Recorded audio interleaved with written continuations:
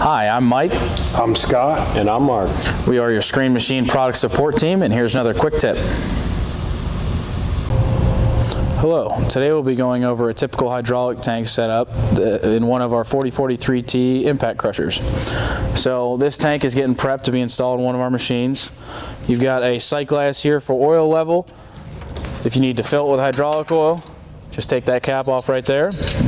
But the main thing we want to show in this video is how to service the hydraulic filters in the unit. So typically there will be another stack of these filters right here in this tank. It just hasn't been installed yet. And this filter stack is the same for all of our, whether it's a screener or a crusher that uses this type of hydraulic filters in the tank. So you've got 6 bolts that go across this cap here.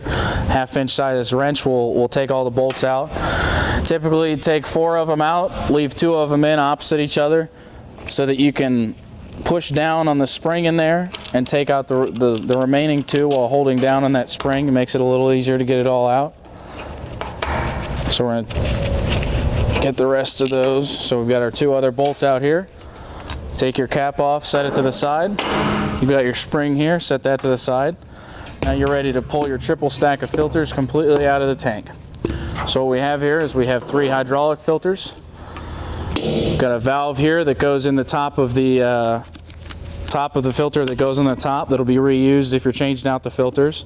So it goes right in that little rubber gasket right there. In between the filters, you have these couplings between them that can be reused as well when you're changing filters out. So that coupling goes in the bottom of the top one, and also in the top of this second one. You'll notice there's nothing in there. So you go and take that off. You've got the same coupling that connects the 2 of these together as well. And that's a triple stack unit. There's no top to bottom to any of these. All these filters are the same as well. So reassembly, just make sure you're coupled together on both of them. Make sure you've got your valve in the top stack right there. You just put them all together, line them up, drop them down in the tank there. Put your spring right around this groove on the top of the valve of that top filter. Put your spring right there. Line up this in the top of that spring as well.